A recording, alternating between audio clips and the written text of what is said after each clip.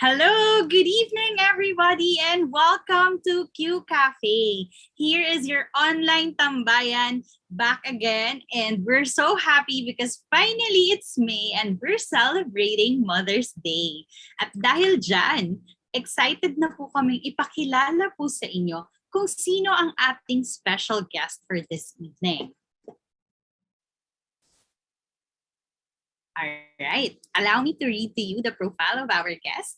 She is a pioneering corporate image consultant, a personal brand strategist in the Philippines with more than 32 years of experience in corporate image management. She finished her scientific color analysis study from AICI Masters in California and earned her designation as a certified master personal branding strategist in New York. Mentored and trained by world-renowned personal branding guru, William Arruda. She is one of the founding members of the Association of Image Consultants International Philippine Chapter. Her exceptional experience and expertise in corporate image, civility, and personal branding in the Philippines is very sought after. And she is as well a civility advocate. She founded Sibilidad Tungo sa Pag-unlad, a group of civility advocates who strongly believe that civility will produce better individuals, resulting in better civilization. Today, she is an active Healthy Cells advocate. As a cellular health coach, she helps people achieve optimum health by making their cells healthy. She's married to Ted Robillos with two grown-up kids, Stephanie, a 30-year-old educator, writer, and content creator, and as well as Miguel, who's 25 years old, a PGI medicine, soon-to-be doctor. So without further ado, allow me to welcome to our virtual stage no other than Miss Julia Robillos. Hi, Miss Julia! Hello, good evening. Good evening to all the viewers of QCafe. Hi. Good evening, Miss Julia. Kamusta po kayo? How are you? Well, I'm blessed and beautiful as always. Yan ang kailangan sabihin mo, positive, blessed and beautiful always. Yes, and ourselves will thank us for that, 'di ba? If we acknowledge it. 'Di Yes. ba? Miss Kasi puro Julia, nega na sa labas eh. Kaya totoo. kailangan positive ka na sa sarili mo, di ba? Pirmi. I agree, especially with the upcoming elections. Alam naman natin here in our country, di ba, when it comes to this season, talagang everybody's hot, hot, hot. So talaga namang tonight, yan ang isang bagay na iiwasan natin at papaligayahin na lang namin kayo ni Miss Julia because Correct. our topic for this evening is really interesting. And I hope you guys are ready with your notes because definitely you will be taking home a lot of um knowledge nuggets here that you will definitely be able to use even though you're not yet a mom, kayang-kaya, pwedeng i-apply. So, ayan, Miss Julia, I'll leave you the stage. Take it away po. Okay, thank you. Thank you. I'll be sharing some slides. Are you seeing my slides? Yes po, we can see your slides. Okay, yan. Okay na?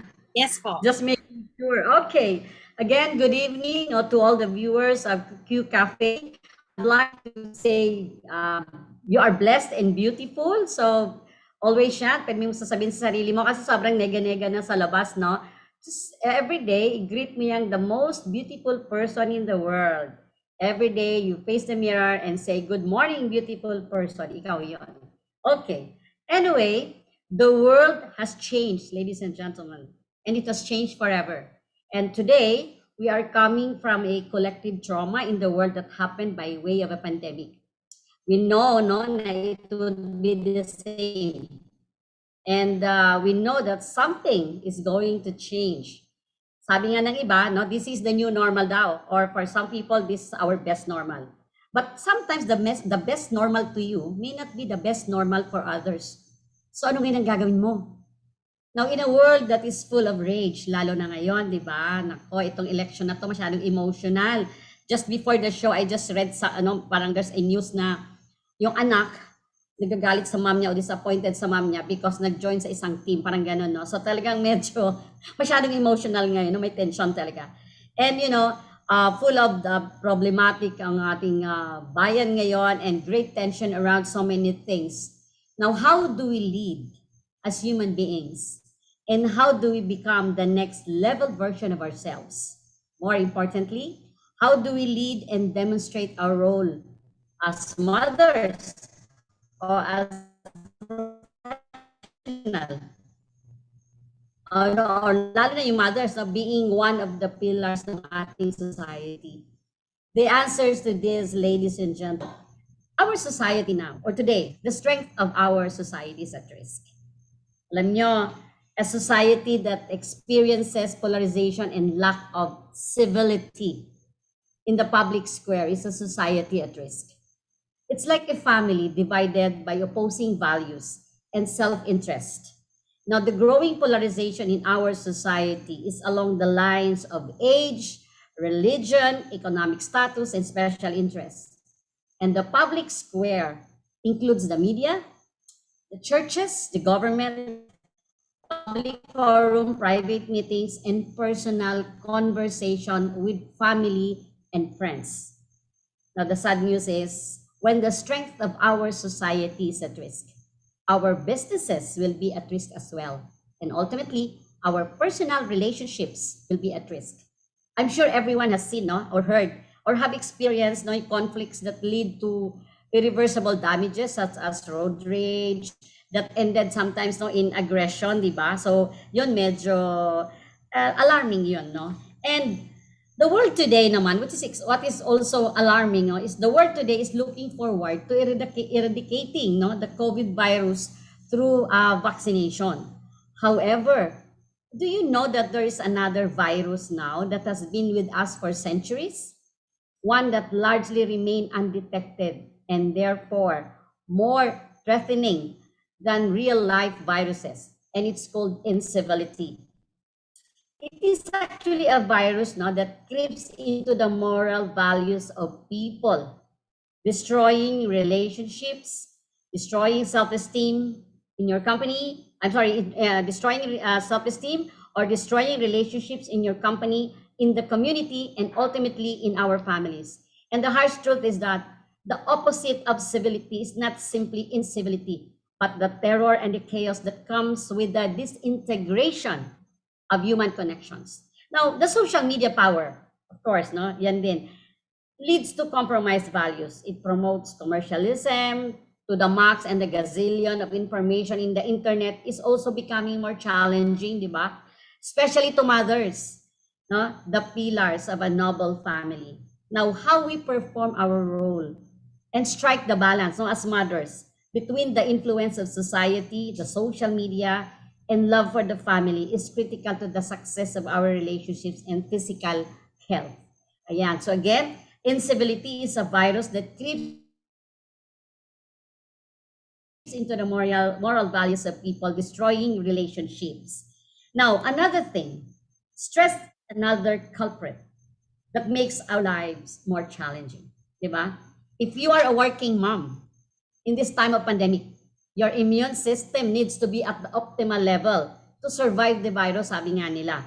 Palakasan na lang daw talaga ngayon ng immune system, di ba? Para makalaban ka sa virus.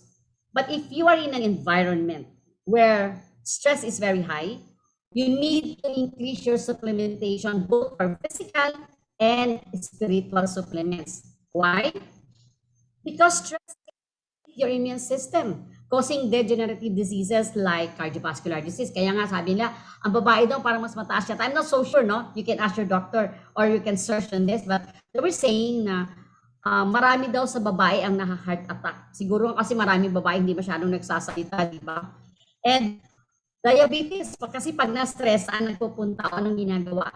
Ayun, nagmi-milk tea therapy. Kasi sabi nila, healthy daw, healthy. Eh maraming sugar yon, o di magkakasakit ka din. Ngayon, pag na-stress ka, anong nangyayari? O tumataas yung acid mo, nagiging hyperacidic ka.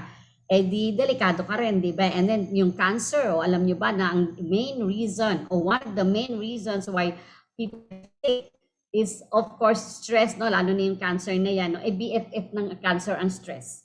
Now, in a study nga conducted by Harvard doctors, sabi nila, more than 80% of doctor visits are stress-related. Now, when we understand our role as mothers, or for future mothers out there, and its impact to the betterment of the society, we can change the world. I'd like to repeat that. We can change the world. Now, motherhood is the most challenging career in the world. Agree kayo? But the most book, I call it vocation. I may say so, no? To be honest, even ako, I was amazed saan galing yung dedication, yung energy and motivation. Eh, talagang naman ang mom na yun, no? Lalo na ngayon, no? If you're a working mom, nako sobra.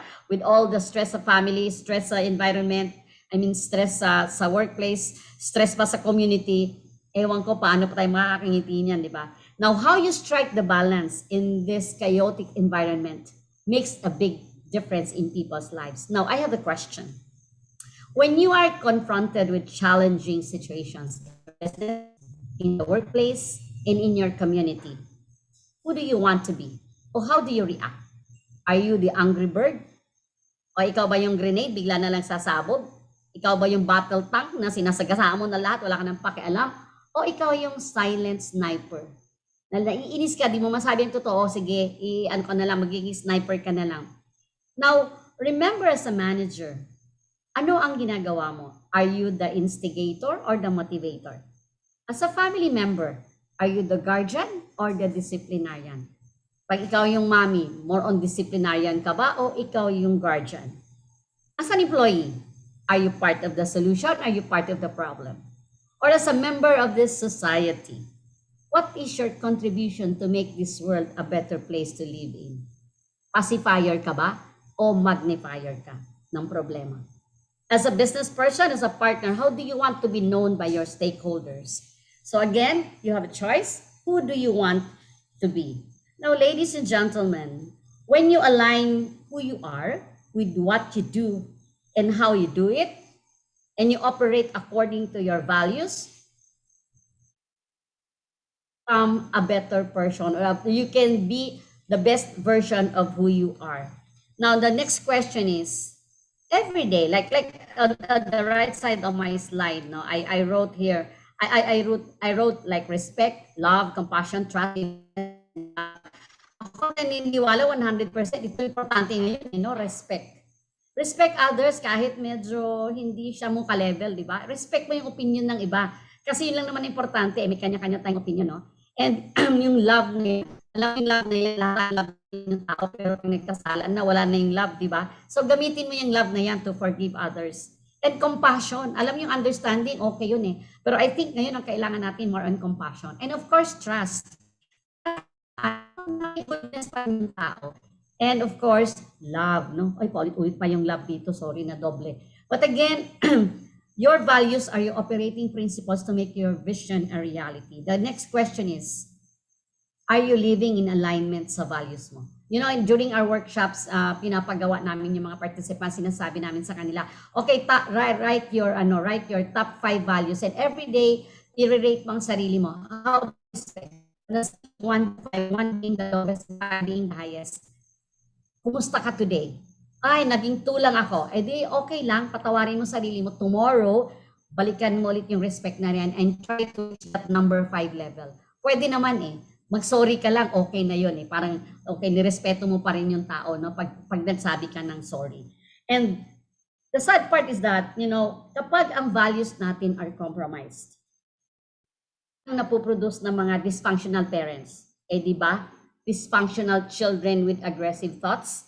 And kapag dysfunctional ang children na yan, ano na produce natin? Eh, the dysfunctional family or dysfunctional community, anong klaseng community? Violent, chaotic, divided, rebellious. Nako, ngayon ramdam talaga natin yan sobra, no? Kaya ako hindi na ako nagbabasa ng social media na may konting away eh, or maraming awayan, no? Kasi medyo nakaka-stress din sila, no? Now, as I said, when your operating principles are being, when the values are your operating principles to make your vision a reality. Therefore, it is imperative to deliver your unique value proposition with clarity, with consistency and constancy. Maintain poise kahit may pressure. Be an expert in work-life balance. Lalo na pag time management, di ba? Grabe, dapat may wisdom ka in managing the gift of time. Ladies and gentlemen, remember this. We only have 24 hours a day. Mayaman ka, mahirap ka, professional ka, hindi ka professional, top-level manager ka, low-level employee ka, we only have 24 hours a day. Have wisdom in managing your time. Dapat alam mo paano mag-divide nun. Ako, I've learned that secret, no? And primi kong sinishare ito. 8 hours for yourself, 8 hours for relationships, that includes your relationship with friends, family, and your God, and 8 for your business. Because the moment you violate, yung isang 8 na yon, like yourself, eventually sisingilin ka ng katawan mo, magkakasakit ka. Pag relationship naman ang inutangan mo, magkakaproblema ka. So, always pray for wisdom every day to manage your time or maximize, no? Make the best of that 8. Kaya magaling ka mag-divide yan. And of course, next is understand the power of your words and the impact it has on others. Number 3, practice restraint and show respect to people by using words that will lift and awaken the divine in others to become the best person that they need to become. Now again, while image is still important in business, what is needed today is not on how you are seen, but seeing who you are as a responsible human being. We should therefore not glorify the entitlement imposed by our position. Instead, replace it with the willingness to make a difference in the lives of those with whom you work and serve. Alam niyo kung bakit? Ay paano? By taking the time to slow down enough, being compassionate enough to those who are weaker than us. Ika nga, walk an extra mile for others to follow. And by giving priority to those people who can help you achieve your goals. And that is your family, your employees, and your community. Now, Understanding who you are, ladies and gentlemen, and your purpose in life is the key to a peaceful life. So ako, nagsulat ako dito ng 4 eh. Number 1, know thyself. What are your vulnerabilities? What are the push buttons that transform the loving and tender Labrador into a fierce pitbull or Doberman? Diba? From the meek and humble Dr. Bruce Banner to Incredible Hulk. Diba? Ang bait-bait mo, tapos bigla ka nalang nagiging Incredible Hulk pag na-expose tayo sa stress. Next is find peace within yourself. Learn the habit of loose attachment. Kaya mga services sa barangay, lalo kasi magiging example yung anak mo, lalaking palaaway din. Mo. Practice looking at the goodness in people, not on the flaws. Trust me, you will have peace in your life. Remember that you cannot change people, but you can change your perception of things. Forgive yourself, of course. Do not dwell on your flaws. Alam nyo, kapag yung bagay na, weaknesses mo hindi naman nakakasira ng tao, nakakasira sa'yo, ignore mo lang yan. Pero if that weakness will hinder your success, will actually hurt other people, you have to do something with that weakness today.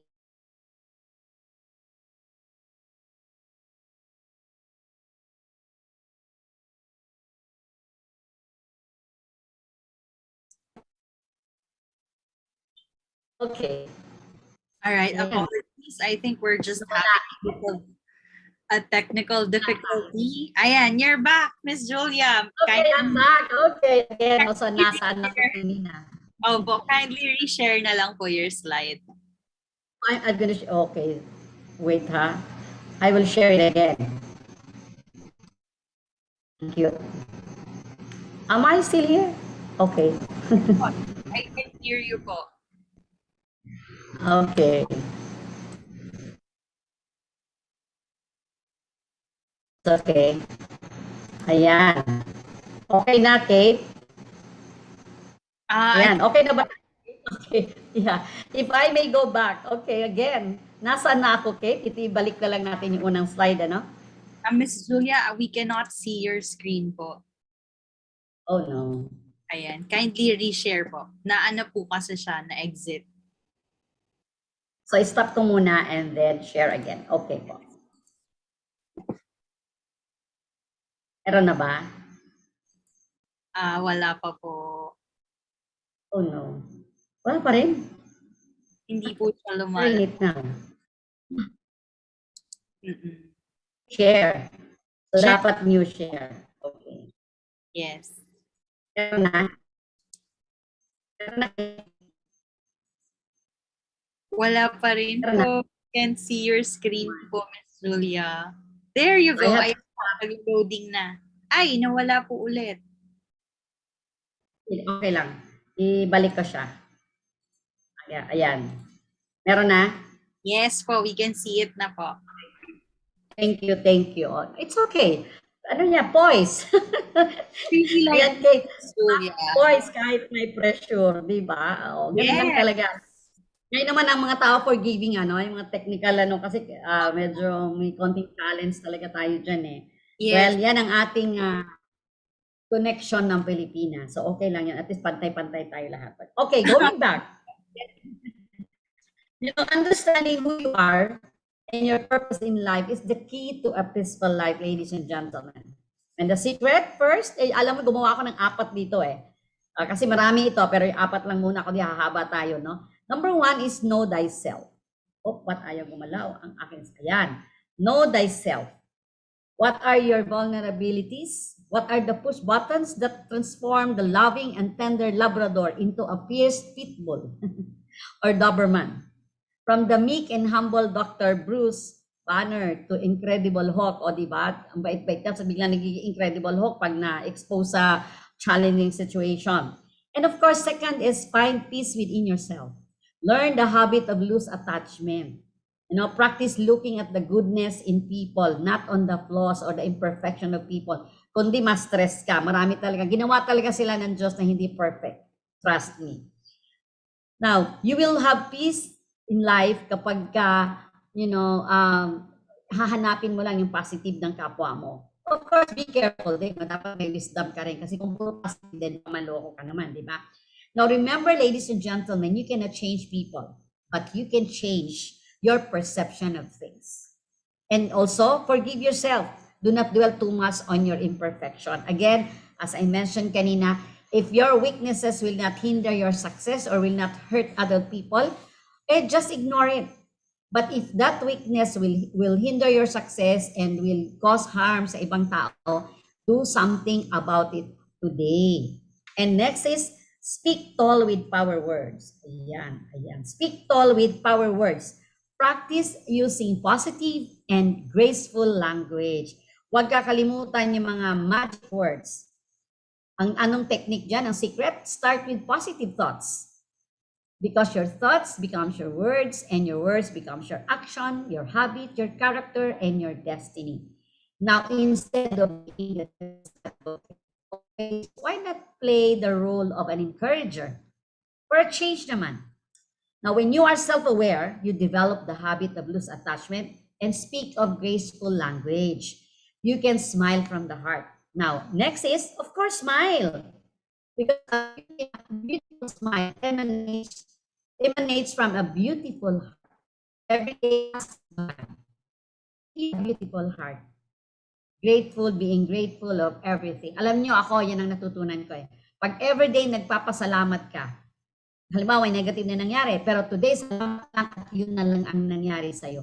Alam nyo, nakakatawa pala talaga ng peace of mind. Now, may trivia ako sa inyo. Kaya lang, syempre, ang sasagot si Kate, no? Diba? Kate, ang trivia ko is, nakakalipad si ano? Bakit nakakalipad si Peter Pan? Bakit po? Kasi ba hot dogs? Kalipad ba? Oo, yun. Ngayon, gusto mong lumipad? Gusto mong makaalis dyan sa situation mo? Dapat lumipad ka. Well, ano lang, remember your blessings. Count your blessings. Every day, happy thoughts. Hindi na happy. Kaya kung yun, hindi ako masyadong nanonood ng news kasi nalulungkot ako doon. Na-stress lang ako. More than enough. Handling ko pa yun din ako. Para lang maging positive ang aking thoughts. Diba? And of course, I'm about to end.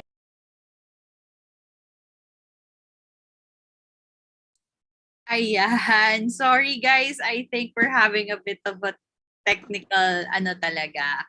Nagre-reconnect si Miss Julia. Please be patient with us as we're experiencing this. Ayan. Miss Julia, you're back. Can you hear us? What about my screen? Wala na naman. Yes po, fortunately. And so is your video po. Oh my gosh, my internet. Alam nyo kanina. Ayan, meron na ba? Meron na, Kate? Yeah, maybe you can try to share your screen na po ulit. Okay, thank you. Ayan. We can see you, Miss Julia. Thank you, thank you. Pasensya na kayo talagang poise talaga. Okay. Nandito ako sa Batangas, Kate, ngayon eh. Medyo, ayun. Kaya siguro talagang itong si Globe. Ay, sorry, nabanggit ko tuloy. Okay, na. Ayan. Ayan. Okay. Now, please know that you were destined to be a virtuous woman of noble character. O, di ba? I'm talking to the mothers ngayon, no? Na talagang pwede tayong, pwede tayong magamit, no? We can be a change agent, malaking influence natin sa worldwide. Kasi pala, we were destined to become a woman of noble character or a wife of a noble character. Nasa Bible yun, ha? Kaya lang PhD kayo doon sa Proverbs 31. Naku, pag binasa ko nga yun, sabi ko, grabe, ang hirap pala gawin noon. Kaya kailangan medyo itataas mo yung spirituality mo kasi the wife of a noble character, Proverbs 31 po yun, mahaba-haba yun, pero ma-amaze ka kung gaano kaganda pala yung character na yun. And God wants us to become a woman of noble character. And given yun. So nakalista na kung anong dapat mong gawin. Kaya remember, kayang-kaya mo mag-effect ng change sa society natin ngayon. Why? We were actually destined to become a woman of a noble character. I'm talking to the wife kasi wife of a noble character yun. So mga mothers din yun. No? And of course, ano pa? We were given authority. Imagine, We were given the authority to destroy the works of the evil spirit. Sabi ng Bible, hindi yung siya, pero nabasa ko din yun, tayo pa lang may authority. Kasi sa bahay natin, pag nagkakagulo na, tayo yung may authority. Pero yung authority mo hindi pa nagbunga. Kasi pag nagbunga tayo, lahat ng tao, hindi tayo. Yung authority na yun, when you keep silent and pray. Kasi yun pala yun. Mababasa nyo rin sa Bible yun. Kalimutan ko kung saan banda. But anyway, parang nasa book of Genesis yata yun sa creation. Hanapin nyo na lang po doon. And of course, we are also the light or the torch. Ang tawag sa akin, the light source. Ang tanong lang ngayon, source ng alin. Dapat ikaw yung source of inspiration ng family. Source of encouragement. Source of faith or source of, lahat ng positive thoughts. And of course, wag naman ikaw ang dahilan ng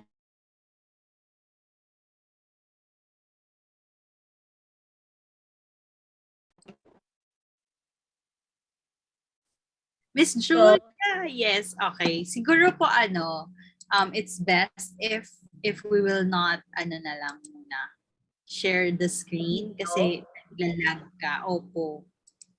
Oo nga. Okay, it's my video. Diba, ano? Oo, sige, hindi na lang tayo mag-share ng screen. Anyway, sayang, ganda-ganda pa naman nung next screen ko. Anyway. Sige, Ayan. wala problema. Ano na lang, discussion na lang.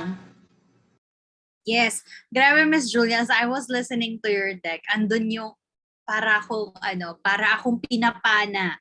Kasi, oh my gosh, totoo to. Duguan ng content, duguan ng very slight because of the facts that you're sharing. Kasi totoo talaga, as women, we are multitaskers and we tend to overthink and we tend to do a lot of things because we feel responsible on a lot of things sa iba't ibang portion ng life natin.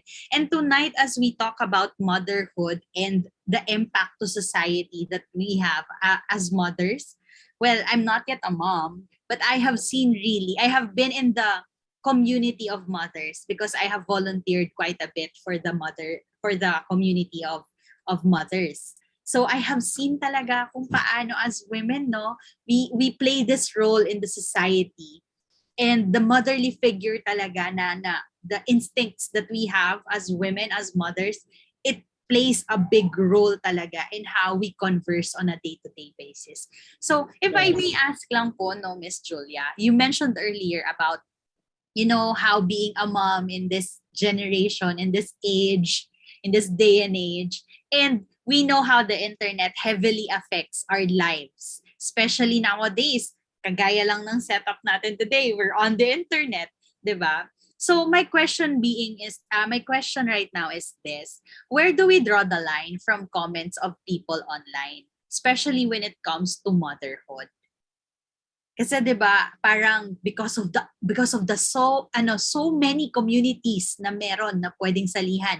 Nandiyan yung mga creative mothers, nandiyan yung mga mothers for new moms, yung mga groups ng mga new moms, yung mga breastfeeding moms, yung mga different types of advocate mothers and whatnot.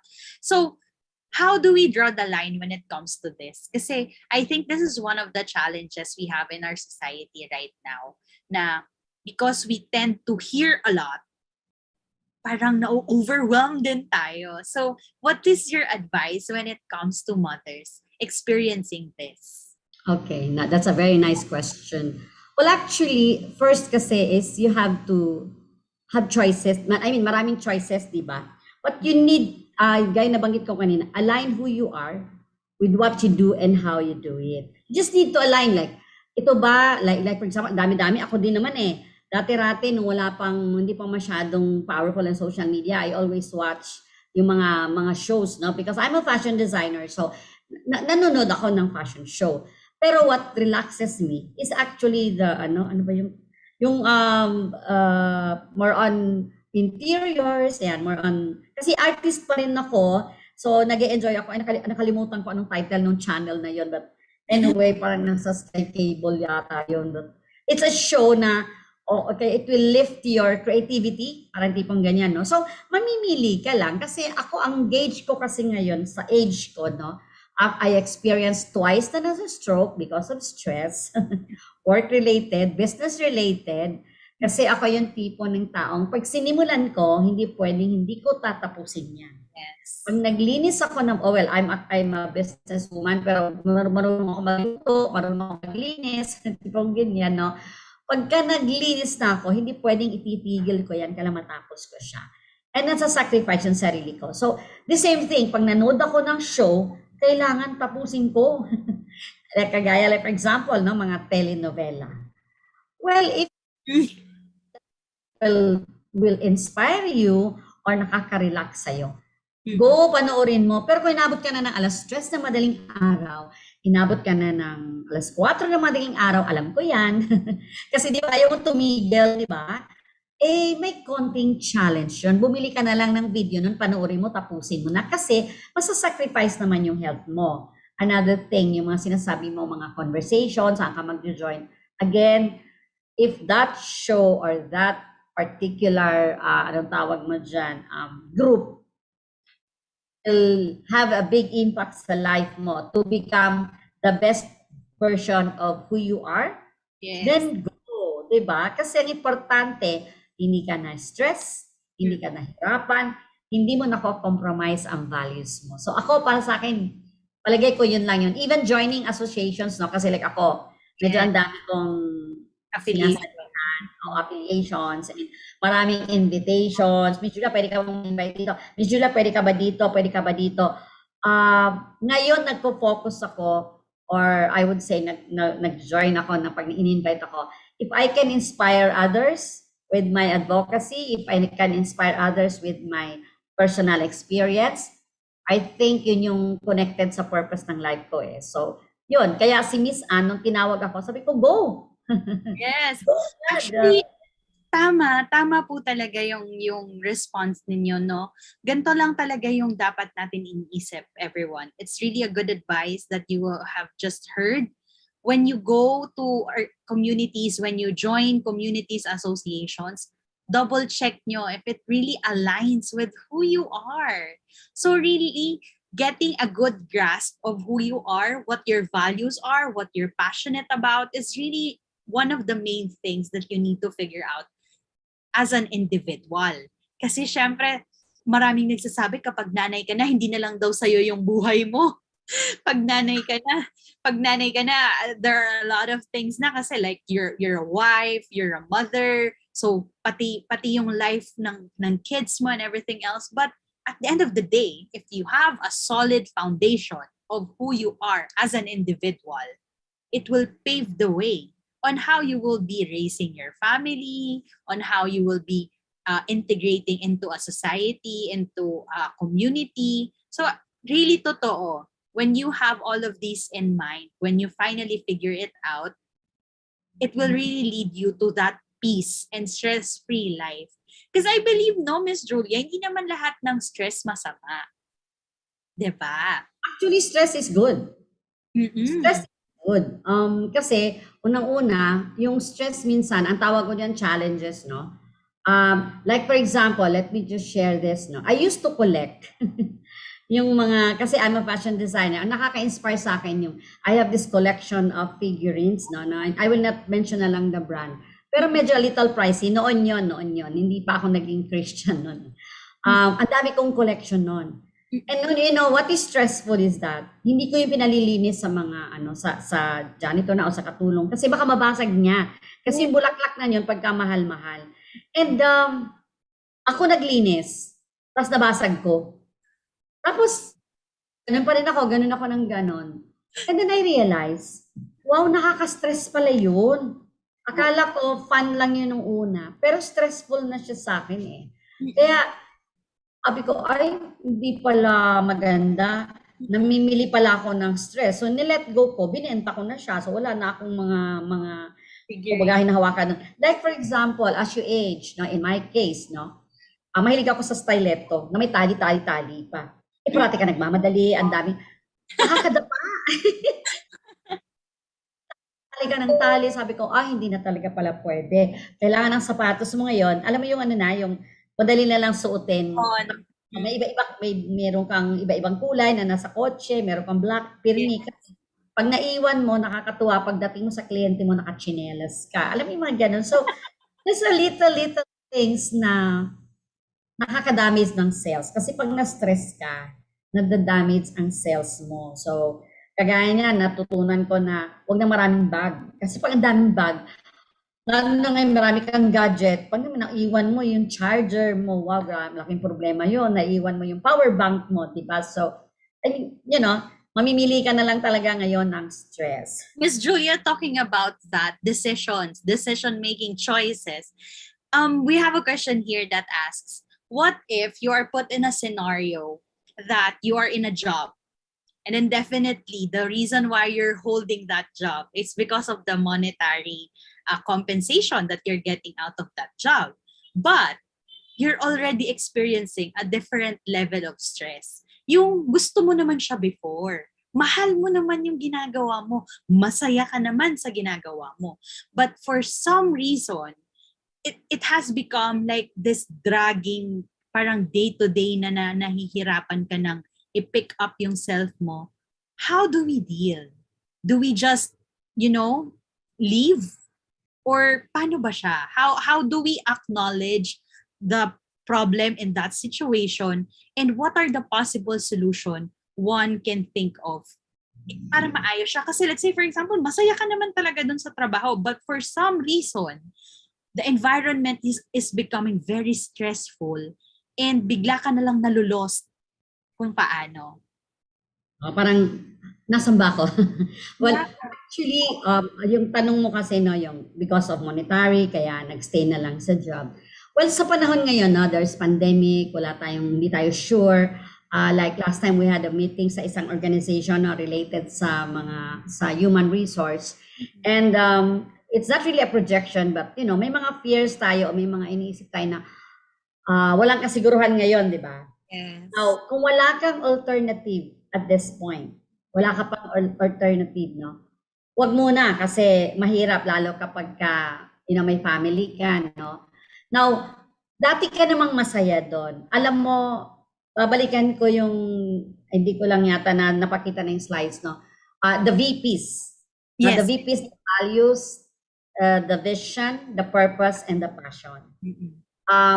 During our workshop, sinasabi namin, kasi minsan the reason why you are no longer happy with what you're doing now, na dati naman masaya ka. Kasi baka yung values mo, nava-violate na. And yeah, if they keep on violating that, syempre, di ba? Parang nakakawala na ng joy yun, nakakawala na ng peace of mind yun, di ba? But then again, ang tanong nga lang dito, paano mo i-align ngayon yung values mo na tinitreasure mo sa values ng organization? Number one. Number two, kung okay naman yung values ng organization, yung values mo like respect, how are you going to influence others na maging respectful sila, or they will respect you, no? That's number two. And the next thing is ano ang purpose? Level up ka ngayon. The VPs nga, values, vision. And then yung isang P naman is purpose. Level up ka ngayon, medyo spiritual ang dating, no? You have to look up and then say, Lord, I'm still here. Parang hindi lang ako naging masaya. Nawawala na ako dito. Ako ba ang naliligaw o sila ang nag-iiba ng direksyon? I mean, ako practical lang kasi ako mag-advise, no? Ako ba ang naliligaw because iba na yung gusto ko? Yeah. Nag-level up na ako, meron na akong nagkakaedad na ako, yung tipong ganyan. No? And I'd like to share my story in a few seconds, no? Kung paano ko ginawa yan. And I'm sure everybody will be inspired. Nangyari din kasi sa akin yan. So that's balikan ko lang ulit yung purpose, no? Again, balikan mo yung purpose mo. Bakit ka nandiyan dyan sa situation mo na yan ngayon, di ba? Kasi baka ikaw lang ang taong pwedeng gumawa niyan for now. O baka hindi mo na-duplicate ang sarili mo, na dapat nandun ka lang sa isang level, level 6 ka na, nasa level 3 ka pa rin dahil hindi nila nakita. Yan ngayon papasok naman yung branding. Kasi ang branding is all about personal branding. I'm not talking about image, I'm talking about personal branding. Doon sa personal branding kasi, isa doon na tinuturo namin is that You need to align who you are with what you do and how you do it. But the next ano na tinuturo namin is you have to establish credibility and visibility. Some people very credible sila pero hindi naman sila visible. Visible kanino?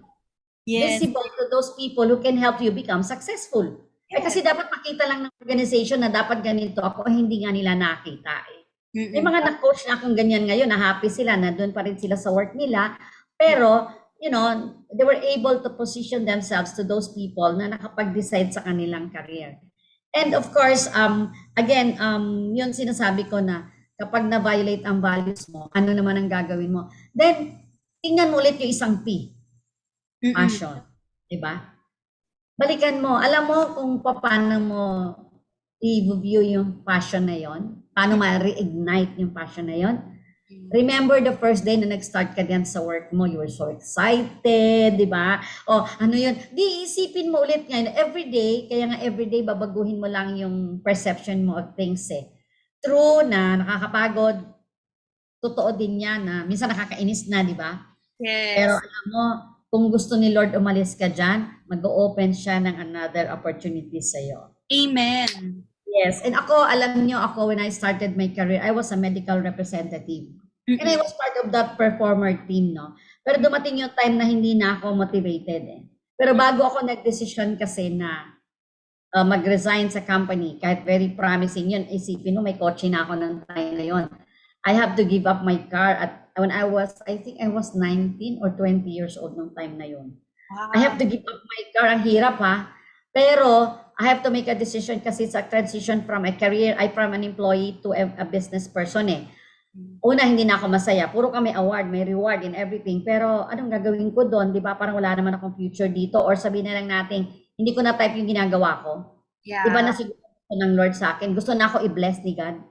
So, naghanap muna ako ng alternative. I started with my fashion hobby lang nung araw. Pati beauty parlor, hindi naman pala yun ang gusto ko. Nagsinara ko din yung parlor ko kasi ayaw ko pala maggupit ng buhok. Di ba? So, yung hilig ko din, mahilig ako sa damit, doon ako nag-start. So, muna nag-resign ako sa company, nawalan ako ng kotse, but after a year, nagkaroon ako ng sarili kong car na akin na talaga. And I started my business, and that was 30 plus years ago. Tagal na. Halata na tuloy ang edad ko. So, and then slowly lang Kate, na-discover ko that I thought I will really, retire sa ganong industry. I was a fashion designer. We manufactured corporate uniforms for big companies, even with banks, mga government agencies. And then I started Image. Kasi akala ko, yun na yung gusto ko. Akala ko magre-retire na ako doon. And then nag-conduct ako ng mga training. And then when pandemic came, medyo nagkaroon ng konting challenge. Sabi ko, oh wow, dapat pala ang business ko pandemic proof.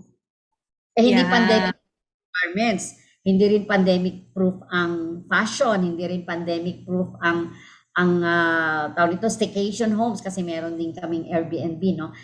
And I found this new business, and today I'm actually earning a living while making a difference in the lives of others. Like we lecture about cellular health. Kaya maganda, sabi ko, ganun pala 'yon. Maging open ka lang to change. Yes. Willing lang to really, I remember if you'll allow me to quote this kasi pag dumadating ako sa ganong struggle, no, nandun ako sa point na I need to make a decision, kukunin ko ba o hindi ko kukunin. Minsan ayaw kong gawin eh, kasi ayaw mo siyang gawin eh. Parang hindi ako yan. Pero naalala ko, Permi, yung nabasa ko sa Bible na hindi ko rin alam at maalala ko anong version.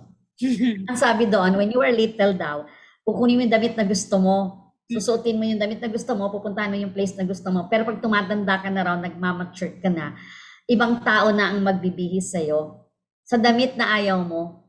And minsan, papupuntahin ka sa place na hindi mo gusto. So, yun pala, it's more of the spiritual level, no? So, ang ginawa ko na lang, nagpakalalim ako ng konti-konti, unti-unti lang naman sa pag-aaral ng Bible para maintindihan ko. Kasi ang hirap pag hindi mo siya naintindihan. Magkakaroon ng struggle. And when pag may confusion na, ang talagang una mong gagawin is mag-pray. And then, pause for a while and then pray talaga. Kasi prayer will give you wisdom eh. And then that wisdom will actually open more opportunities kasi nakakapag-decide ka ng tama. Ang haba nung in-advise ko doon, ano. Grabe, Pero wag it's muna really ngayon, mahirap. it's really an amazing story po that you have na I really believe na our viewers will really learn from and take inspiration from. Kasi yung mga, although iba-iba po talaga yung journey ng bawat tao, magkakaiba naman tayo ng pace. But still, at the end of the day, meron tayong mga pagkakatulad pa rin. And I really think na parang ito yung klase ng mga storya na dapat po talaga natin binibigyan ng spotlight para nakikita ng mga tao na, hey, it really happens. You can really rise above from all of these challenges, struggles that you encounter. As long as you persevere, as long as you know kung ano talaga yung gusto mo in life, as long as you can really just pause and listen then what the Lord wants for your life as well. So grabe, grabe Miss Julia, ang ganda ng session natin tonight. I am really inspired, and as a woman, I really believe that this is something na we can do. Na this is really something na would be inspiring for all of us more if we become an inspiration to others as well. So ayan. Maybe a few more we have a few more minutes. Maybe you would like to say your last reminders or like a message to our viewers. Yeah. Ay, kasi na-recall ko lang yung binanggit kanina sa mga ano na yung pag married na sila, parang your life is no longer your own, di ba? So, parang ganun ba ang pagkaintindi ko, no, na i-give up mo na. Actually, no. No. Yun ang natutunan ko doon sa aking spiritual mentor, yung aking pastora na remember, like for example, naalala ko dati nung in-interview ako, Miss Julia, anong gusto mong i-advise doon sa mga women out there, mga married women out there? Sabi ko, alam nyo, mas lalo kayong magpaganda. Why? Yes, alam mo kung bakit? Isa na lang kasi ang tumitingin sa iyo, husband mo na lang. Pag yan na iba pa ng tingin yan, medyo mai-insecure ka, di ba? Kaya minsan, hindi naman talaga tumitingin sa iba yung lalaki, yung husband mo, nagiging silosa ka tuloy. Actually, wala naman siyang problema. Ikaw may problema because every time you look at yourself in front of the mirror, sinasabi mo, ganito na ako, ganito na ako, ganito na ako. And then what will happen? Puro negative na ngayon ang nangyayari sa'yo, di ba? Kasi because of insecurity. So, you have to take care of yourself. Physically, you have to stay healthy. Kasi pag healthy yung choices mo, healthy din yung kakainin ng family mo, di ba? Pati yung mindset mo, tama, abundant mentality ka, positive ang mga thoughts mo, positive yung sinasabi mo. So, ganun din yun, no? Kailangan, ikaw mismo, it has to start sa'yo. Kasi how can you give something kung wala ka, di ba? So, hindi pwede i-give up mo. Dapat maglagay ka ng konting space para sa sarili. May me time ka. Ikaw na lang talaga. Time mo, ano sabi niya sa akin ng aking spiritual mentor, sabi niya, mas dapat kasi ikaw daw binigyan ka ni Lord, steward ka eh. Steward ka, no? Ngayon, una mong alagaan yung sarili mo para you be more capable of taking care sa ibang tao. So that's one. Tapos yung beauty mo, wag mo i-give up pa, hindi pwedeng ganun. Kung minsan kailangan natulog kang may kilay, gawin mo yon. Oh, by the way, uso daw ngayon ha. Nagpapauso na ngayon ng walang kilay. Nako, parang lang yun sa mga mestiza. Sorry na lang talaga. Grabe. Grabe, Ay, nakakatuwa. hindi ko yata kaya yun. Ng araw, na-stress ako na naglalagay. Oo.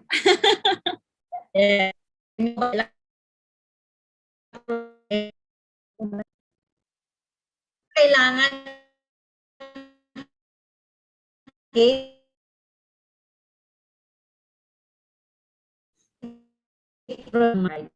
wala mo. Yeah. Yan yung aking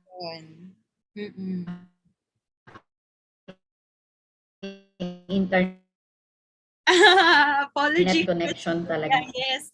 Talagang ganyan talaga ang internet connection kapag, ayan, ayun na nga, Miss Julia.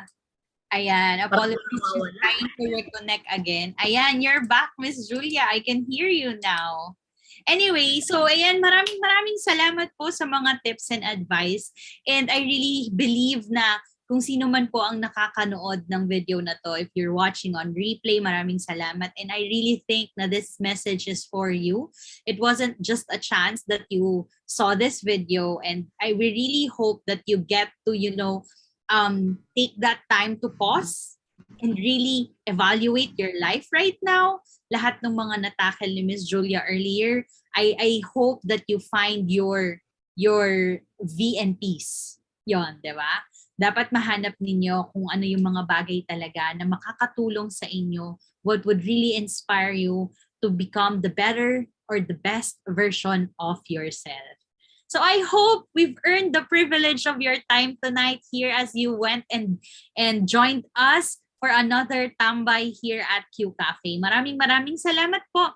And we'll see you again on our next episode. Once again, thank you, Miss Julia, for joining us this evening. Maraming salamat po sa pagpapaunlak ng aming imbitasyon. And yes, guys, we'll see you on our next episode here at QCafe. Bye, everyone! Bye!